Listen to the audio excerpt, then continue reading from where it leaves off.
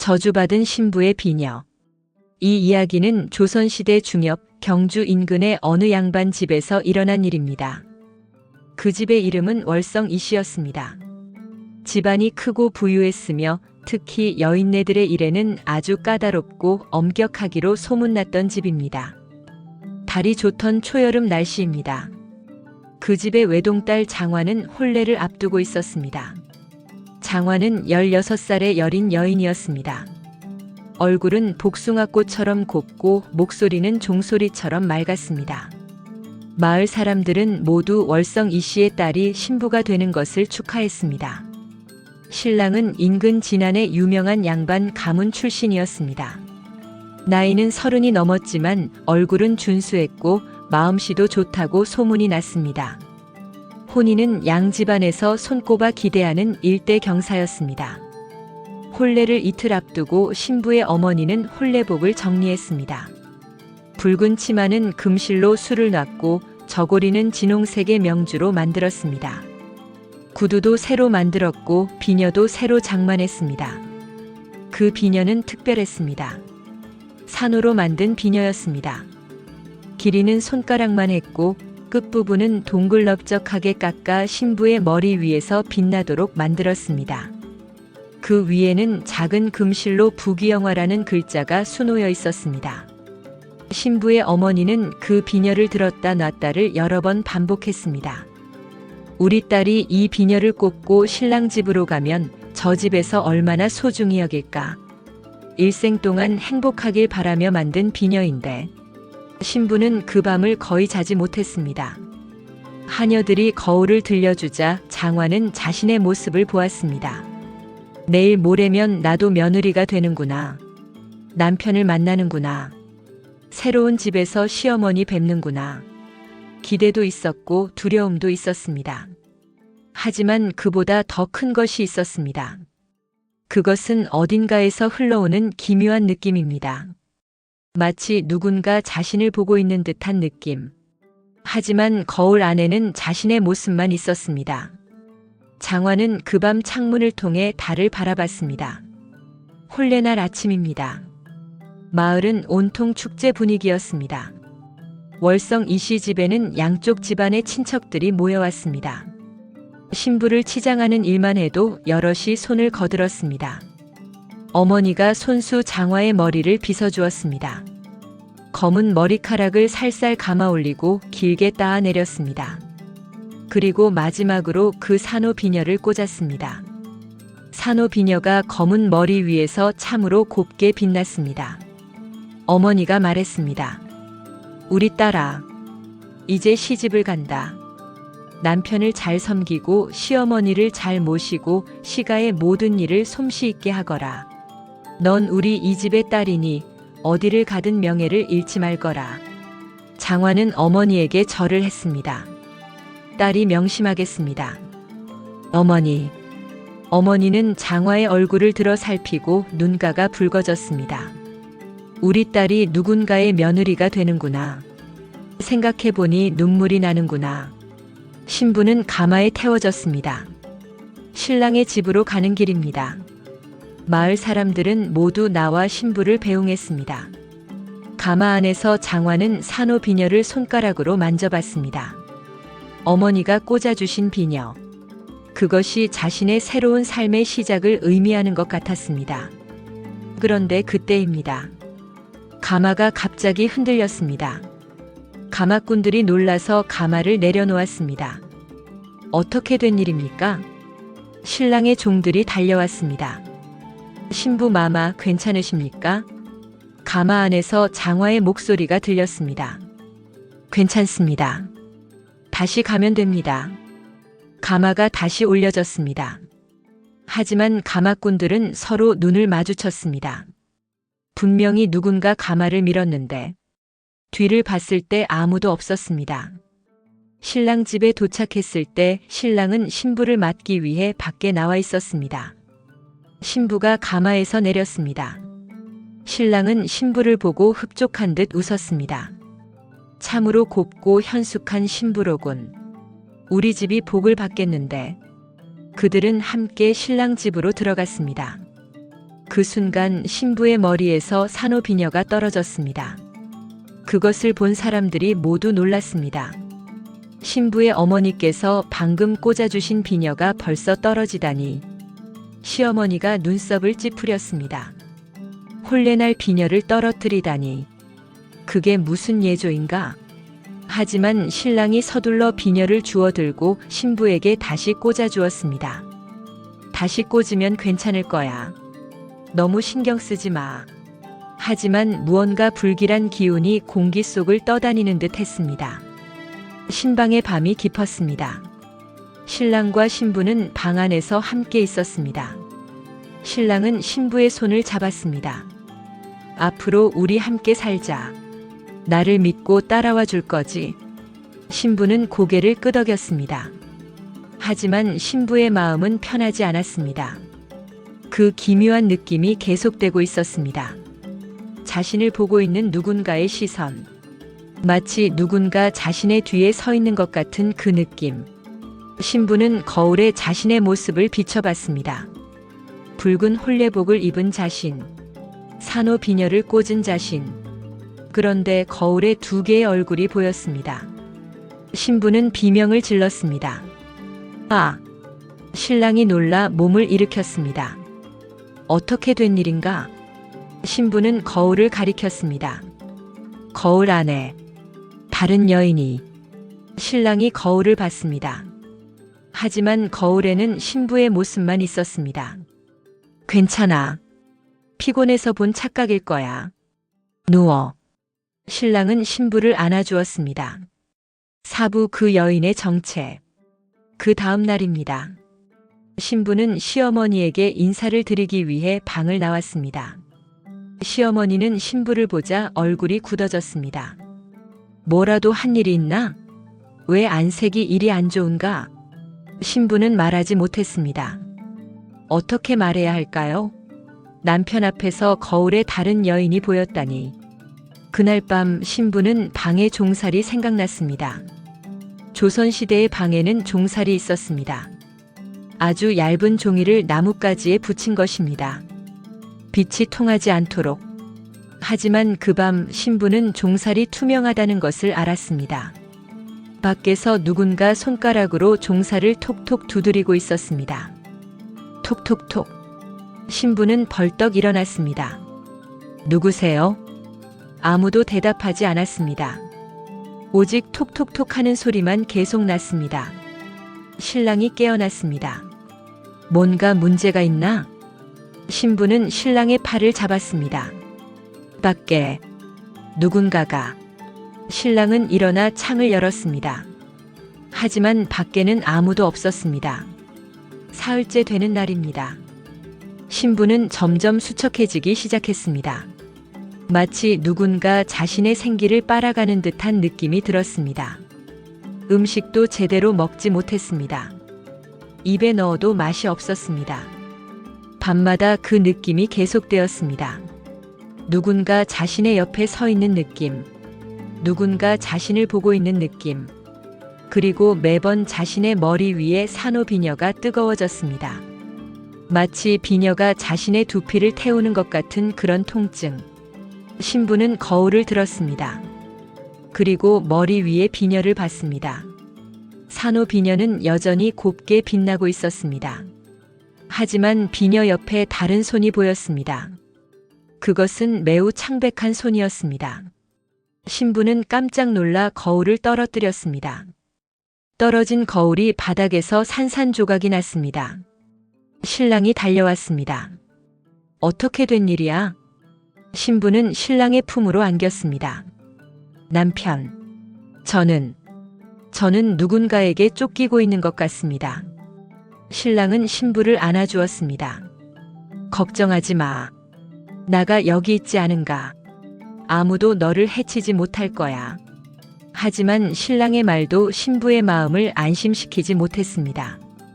신부가 들어온 지 일주일째입니다. 신부는 너무 수척해졌습니다. 마치 누군가 저주를 받은 것 같았습니다. 시어머니는 의원을 불렀습니다. 의원은 신부를 진맥했습니다. 신체에는 별다른 이상이 없습니다. 하지만 맥이 약합니다. 마음이 많이 흔들린 것 같습니다. 시어머니는 의원을 내보냈습니다. 그리고 신랑을 불렀습니다. 너는 신부를 어떻게 다루고 있는가? 신부가 이렇게까지 망가지다니. 신랑은 어처구니 없다는 표정을 지었습니다.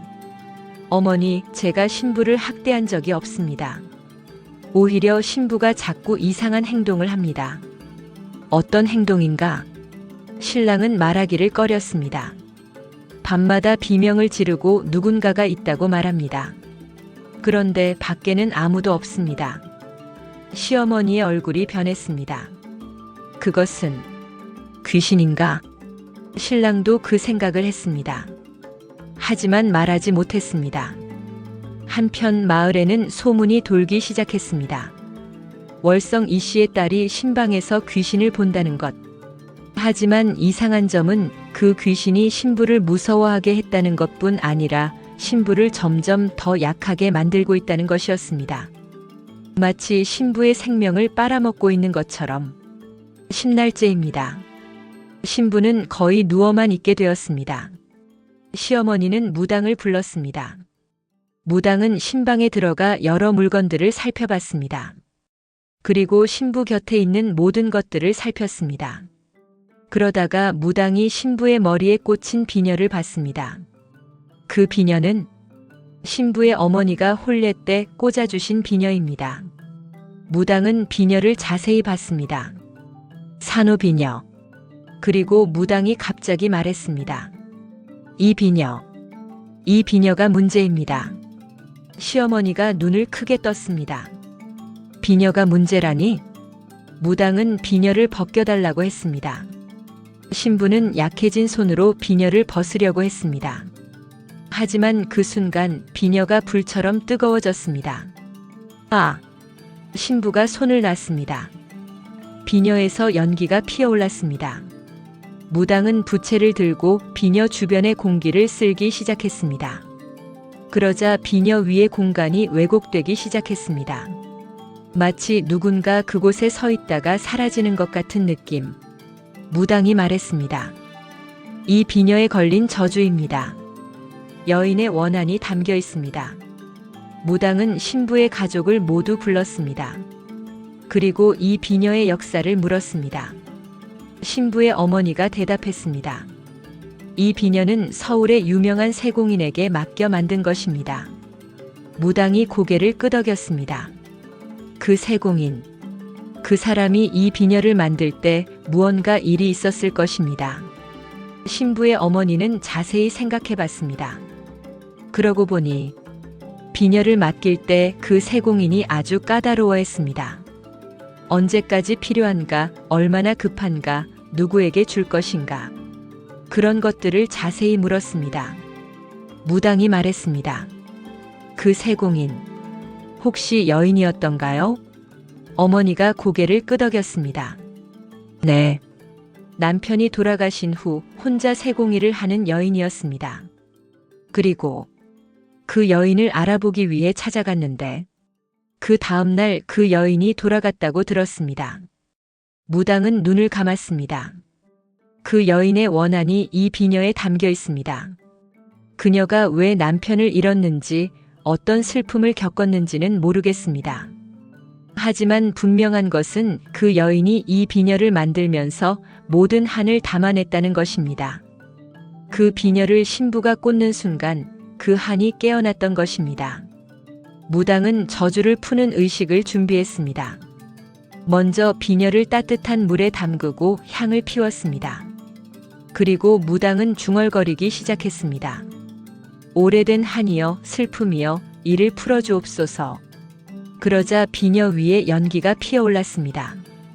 그리고 그 연기 속에서 한 여인의 모습이 보였습니다. 매우 창백한 얼굴을 한 여인. 그녀의 입술은 까맣게 변해 있었습니다. 그녀가 말했습니다. 나를 기억해 주세요. 무당이 물었습니다. 그대는 누구신가? 여인이 말했습니다. 나는 이 비녀를 만든 여인입니다. 무당이 물었습니다. 어찌하여 그대는 이 비녀의 저주를 담으셨나? 여인이 눈물을 흘렸습니다. 나는 내 남편을 위해 비녀를 만들었습니다. 내 남편이 다른 여인과 혼인을 하게 되었고 그 여인이 쓸 비녀를 만들게 되었습니다. 그 일이 너무 고통스러웠습니다. 내 남편이 다른 여인과 함께하는 것이. 그래서 나는 이 비녀에 모든 원한을 담았습니다. 누가 이 비녀를 꽂으면 나의 슬픔을 함께 나누게 하려고 무당이 말했습니다. 그대의 슬픔은 잘 알겠습니다. 하지만 그대가 한 일은 잘못된 것입니다. 이 신부는 그대의 남편과 무관한 여인이 아닙니까? 여인이 고개를 떨어뜨렸습니다. 네, 맞습니다. 하지만 나는 내 마음을 제어할 수 없었습니다. 무당이 말했습니다. 이제 그대는 이 한을 내려놓으셔야 합니다. 그 남편을 놓아주셔야 합니다. 그리고 이 신부도 놓아주셔야 합니다.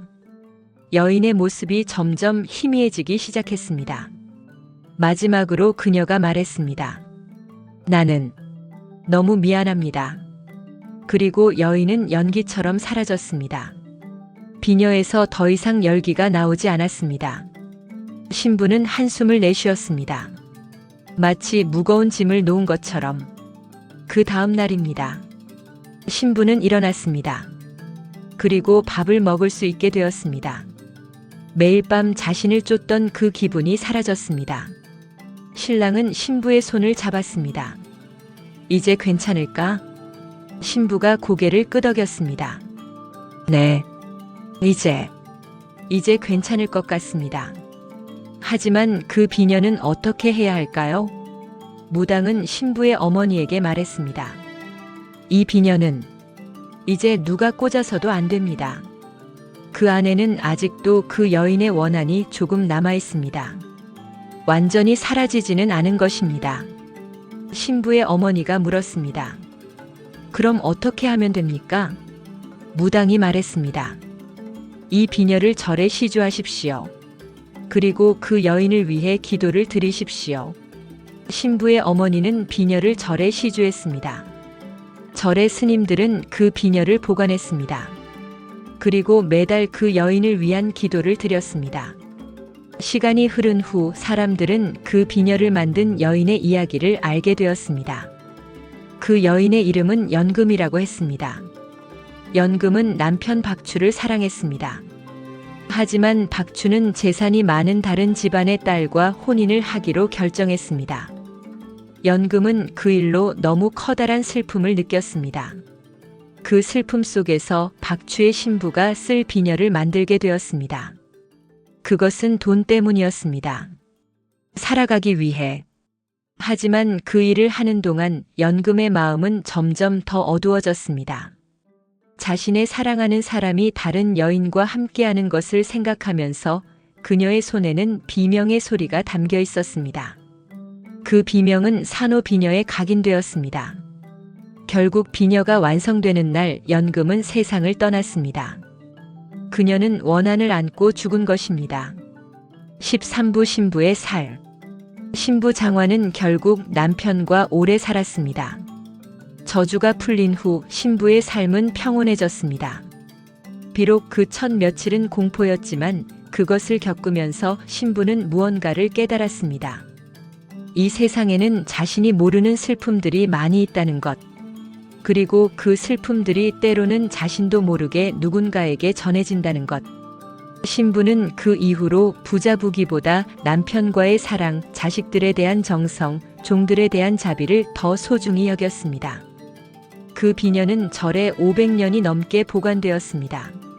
절의 스님들은 매달 그 비녀 앞에서 기도했습니다. 어떤 스님은 그 비녀를 만든 여인의 슬픔을 생각했습니다. 어떤 스님은 그 저주를 받은 신부를 생각했습니다. 어떤 스님은 그 미해결의 사랑을 생각했습니다. 그 비녀는 마모되었습니다. 산호의 빛깔도 흐릿해졌습니다. 하지만 그 위에 수놓여 있던 부귀영화라는 글자는 여전히 남아 있었습니다. 지금도 어딘가 절의 창고에는 그런 비녀가 있다고 합니다. 이름 모를 여인이 만든 저주가 담긴 산호비녀. 누군가 그 비녀를 꺼내보면 여전히 차갑다고 합니다. 겨울 날씨인데도 여름 한낮의 태양처럼 뜨겁다고도 합니다. 그리고 그 비녀 위에서는 때때로 슬픈 숨소리가 들린다고 합니다. 이 이야기는 오래도록 입에서 입으로 전해졌습니다. 신부가 되는 딸을 둔 어머니들은 이 이야기를 들려주었습니다. 비녀는 단순한 장신구가 아니라는 것을, 비녀는 한 여인의 인생이 담기는 물건이라는 것을, 그래서 좋은 마음으로 좋은 손으로 만든 비녀를 써야 한다는 것을, 또한 이 이야기는 사람들에게 경고였습니다. 한 여인의 슬픔과 원한이 얼마나 깊을 수 있는가 하는 경고, 그리고 그 원한이 얼마나 오래도록 남을 수 있는가 하는 경고. 시간이 흘러도 사람들은 계속 이 이야기를 되풀이했습니다. 그리고 점점 더 많은 해석이 생겨났습니다. 어떤 사람들은 이것을 여인에 대한 동정과 함께 봤습니다. 박추에게 버림받은 연금의 슬픔, 그녀의 마음을 이해한 것입니다. 그래서 저주가 악한 것만은 아니라 한 여인의 절박한 신음이라고 봤습니다.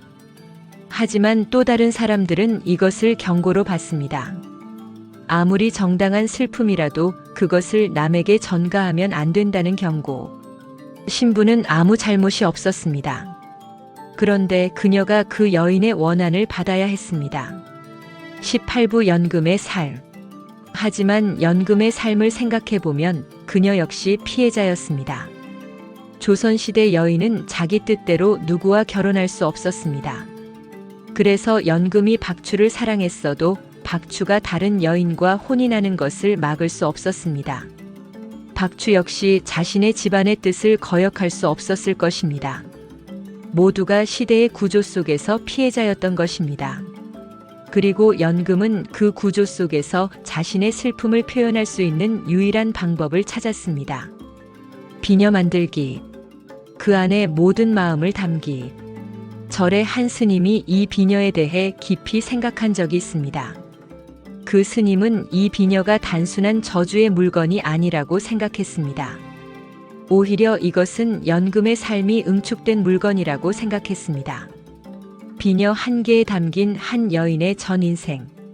그 슬픔도 그 사랑도 그 분노도 모두가 그 산호 비녀에 담겨 있었던 것입니다. 그래서 그 스님은 매일 밤 그 비녀 앞에서 기도했습니다. 연금이 그 슬픔을 놓을 수 있기를, 그 원한을 내려놓을 수 있기를, 그리고 박추도 그 죄책감으로부터 해방될 수 있기를, 그리고 신부 장화도 그 공포로부터 영원히 자유로울 수 있기를. 이 이야기가 전하는 가장 깊은 메시지는 무엇일까요?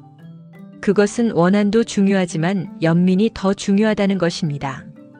연금의 슬픔을 이해한다면 우리는 그녀를 미워할 수 없습니다. 하지만 신부의 고통을 본다면 우리는 그 저주를 정당화할 수도 없습니다. 이 두 가지 감정 사이에서 우리는 무엇을 배워야 할까요? 그것은 누구의 슬픔도 다른 누군가의 몸과 마음을 파괴할 권리가 없다는 것입니다. 우리가 감당할 수 없는 슬픔이 있다면 그것을 하늘에 맡기고 누군가에게 나누어야 한다는 것입니다. 500년이 넘는 시간 속에서 그 비녀는 무엇을 깨달았을까요? 혹은 비녀가 깨달을 수 있는 것이 있을까요?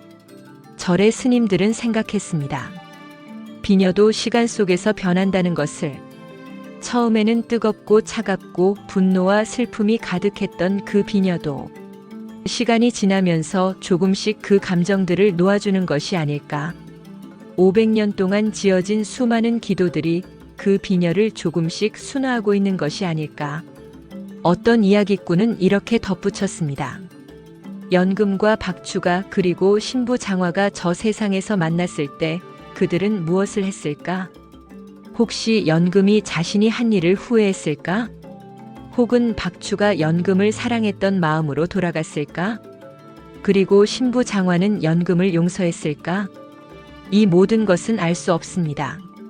하지만 우리가 할 수 있는 것은 그들 모두를 이해하려고 노력하는 것입니다. 그들 모두의 슬픔을 인정하는 것입니다. 그들 모두를 위해 기도하는 것입니다. 이 이야기는 우리에게 여러 가지를 가르쳐 줍니다. 첫째, 물건에도 영혼이 깃들 수 있다는 것. 한 사람의 마음과 손이 만든 물건에는 그 사람의 모든 감정이 담겨 있다는 것. 둘째, 슬픔과 원한은 전염된다는 것. 한 사람의 마음이 물건을 통해 다른 사람에게 전해질 수 있다는 것. 셋째, 그 어떤 정당한 이유도 무죄한 사람을 해칠 수는 없다는 것. 연금의 슬픔이 아무리 커도 그 슬픔이 신부를 해칠 권리는 없었다는 것. 넷째, 시간과 기도는 모든 것을 치유할 수 있다는 것. 500년의 세월과 수많은 스님들의 기도가 그 저주된 비녀를 점점 순화했다는 것. 이 이야기를 통해 우리는 조선시대 여인들의 삶을 엿볼 수 있습니다. 그들은 자기 뜻대로 살 수 없었습니다. 남편을 선택할 수 없었고 일을 선택할 수도 거의 없었습니다. 연금이 비녀 만드는 일을 할 수 있었던 것은 남편을 잃었기 때문입니다. 그렇지 않았다면 그녀도 다른 여인들처럼 집 안에만 있어야 했을 것입니다. 그래서 비녀 만드는 일이 그녀의 유일한 자존심이었을 것입니다. 자신의 손으로 뭔가를 만들 수 있다는 그 기쁨, 그리고 그것을 팔 수 있다는 그 자유. 하지만 그 자유도 그 자존심도 결국 슬픔으로 변했습니다. 왜냐하면 그 손으로 만든 물건이 자신이 사랑하는 사람의 다른 여인을 위한 것이었기 때문입니다. 25부 신부 장화의 회복. 신부 장화가 저주에서 벗어난 후 그녀는 어떤 삶을 살았을까요? 아마도 그녀는 그 경험을 절대 잊지 못했을 것입니다. 밤이 되면 그 공포가 다시 돌아올까봐 두려웠을지도 모릅니다. 하지만 동시에 그 경험을 통해 그녀는 다른 여인들의 슬픔을 이해하게 되었을 것입니다. 자신을 위해 떨어진 비녀. 그 비녀를 만든 여인의 슬픔. 그 깨달음이 그녀를 더 자비로운 어머니, 더 따뜻한 여인으로 만들었을 것입니다. 박추는 어땠을까요? 비녀에서 저주가 해제된 후 그는 자신의 행동을 후회했을까요? 아마도 그는 연금이 자신 때문에 고통받고 있었다는 것을 알게 되었을 것입니다. 그리고 자신이 그 고통을 막을 수 있었다는 것을 깨달았을 것입니다. 비록 남편의 신분이 자신의 결정을 완전히 따라갈 수는 없었지만 그래도 연금을 더 잘 대할 수 있었을 것입니다. 그 죄책감이 그를 평생 괴롭혔을 것입니다. 그리고 그것이 아마도 그를 더 좋은 남편, 더 책임감 있는 사람으로 만들었을 것입니다. 절이 그 비녀를 보관하고 계속 기도를 드린 이유는 무엇일까요? 단순히 부정한 것을 정화하기 위해서는 아니었을 것입니다. 오히려 절은 그 비녀를 통해 연금의 영혼이 극락에 갈 수 있기를 바랐을 것입니다. 절은 그 비녀를 공양의 대상으로 삼았습니다. 한 여인의 슬픔을 위해, 그 원한을 위해 계속 기도했던 것입니다. 그것은 결국 연금이라는 여인을 인정하고 그녀의 삶과 죽음을 추모하는 것이었습니다. 우리가 매일 쓰는 물건들, 옷, 신발, 빛, 비녀. 이들이 모두 누군가의 손에서 만들어졌고 그 손에는 그 사람의 마음이 담겨 있다는 것을 생각해 본 적이 있을까요? 한 여인이 진심으로 수놓은 비녀. 그 위에는 그녀의 사랑도, 그녀의 슬픔도, 그녀의 분노도 모두 담겨 있었습니다. 이제 그 비녀는 더 이상 사용되지 않습니다. 하지만 그 비녀는 계속 말하고 있습니다. 한 여인의 인생을, 한 여인의 사랑을, 한 여인의 원한을. 500년이 넘는 시간 동안 무엇이 변했을까요? 비녀는 물질적으로 변했습니다. 산호는 마모되고 색깔은 희미해지고 금실은 느슨해졌습니다. 하지만 비녀가 담고 있던 감정은 어떻게 변했을까요? 처음에는 뜨거운 원한이었습니다. 하지만 시간이 지나면서 그것은 슬픈 추억으로 변했을 것입니다. 그리고 무수한 기도들이 그것을 점점 순화했을 것입니다. 지금 그 비녀에서 나오는 것은 원한이 아니라 연민일지도 모릅니다. 한 여인이 겪었던 그 깊은 슬픔에 대한 연민. 30부 여인의 영혼. 혹시 연금의 영혼은 어디에 있을까요? 절의 스님들이 기도한 그 500년 동안 그녀는 어디에 있었을까요? 비녀 안에 갇혀 있었을까요? 아니면 극락에서 편히 쉬고 있었을까요? 혹은 이 이야기를 통해 사람들의 기억 속에 남겨져 있을까요? 우리가 확실히 알 수 있는 것은 연금이라는 여인이 존재했다는 것, 그리고 그녀의 삶과 죽음이 사람들의 마음에 영향을 주었다는 것, 그것이 곧 그녀가 영원히 살아있다는 의미일 것입니다. 이 이야기는 어떻게 지금까지 전해져 왔을까요? 처음에는 마을 사람들 입에서 입으로 전해졌을 것입니다. 그리고 절의 스님들이 기도하면서 이야기를 기억했을 것입니다. 시간이 흐르면서 이야기꾼들이 이 이야기를 담아 여행을 다녔을 것입니다. 그 이야기를 들은 사람들이 또 다른 사람들에게 전했을 것입니다. 이렇게 500년이 넘는 시간 동안 이 이야기는 계속 살아 숨쉬고 있었던 것입니다. 이 이야기가 우리에게 주는 최종적인 깨달음은 무엇일까요? 첫째, 우리의 감정과 생각이 실체를 가질 수 있다는 것. 둘째, 그 감정이 우리의 행동과 창조물에 담긴다는 것. 셋째, 그것이 시간이 지나도 사라지지 않을 수 있다는 것. 넷째, 그래서 우리는 항상 책임감 있게 살아야 한다는 것. 다섯째, 하지만 동시에 모든 것은 시간과 노력으로 치유될 수 있다는 것. 그 비녀는 지금 어디에 있을까요? 아마도 절의 어딘가 조용한 곳에 보관되어 있을 것입니다. 혹은 박물관의 유리창 뒤에서 많은 사람들에게 보여질 수도 있습니다. 어딘가에 있든 없든 그 비녀의 이야기는 계속 살아 있습니다. 사람들의 입에서, 사람들의 책에서, 사람들의 마음에서. 옛날 옛적 한 여인의 손에서 만들어진 산호비녀. 그 비녀는 처음에는 아름다운 신혼 선물이었습니다. 하지만 그것이 감싸고 있던 감정 때문에 그것은 저주의 물건이 되었습니다. 그리고 그 저주는 무죄한 신부를 괴로웠습니다. 하지만 그 과정에서 신부도 깨달았고 그 이야기를 들은 모든 사람들도 깨달았습니다. 우리가 만드는 것, 우리가 말하는 것, 우리가 생각하는 것, 모두가 다른 누군가에게 영향을 미친다는 것을, 그래서 우리는 더욱 신중하고 더욱 자비로워야 한다는 것을, 지금도 어딘가에서 누군가가 비녀를 꽂고 있습니다. 신부들이, 어머니들이, 여인들이, 그들이 그 비녀를 꽂을 때 혹시 그 비녀에 담긴 감정을 느낄까요? 혹은 그냥 아름다운 장신구로만 느낄까요? 우리가 사용하는 모든 것들이 누군가의 손과 마음을 담고 있다는 것을 생각할 때 우리는 조금 더 조심스러워질 것입니다. 우리가 우리의 손으로 만드는 것들이 누군가에게 축복이 될지 저주가 될지 모른다는 것을 깨달을 때 우리는 조금 더 정성스러워질 것입니다. 이것이 저주받은 신부의 비녀 이야기입니다. 오랜 시간이 흘러도 사람들의 마음에서는 사라지지 않는 이야기. 한 여인의 슬픔이 담긴 비녀. 그리고 그 슬픔을 통해 배우는 인생의 진리들. 오늘의 이야기는 여기서 마무리됩니다. 조선시대 저주받은 신부의 비녀, 연금의 슬픔과 원한이 담긴 산호비녀의 이야기를 들어주셔서 감사합니다. 다음에도 더 흥미로운 야담과 전설로 찾아뵙겠습니다. 영상이 마음에 드셨다면 구독과 좋아요 꼭 눌러주세요. 여러분의 관심과 응원이 저에게 큰 힘이 됩니다. 감사합니다.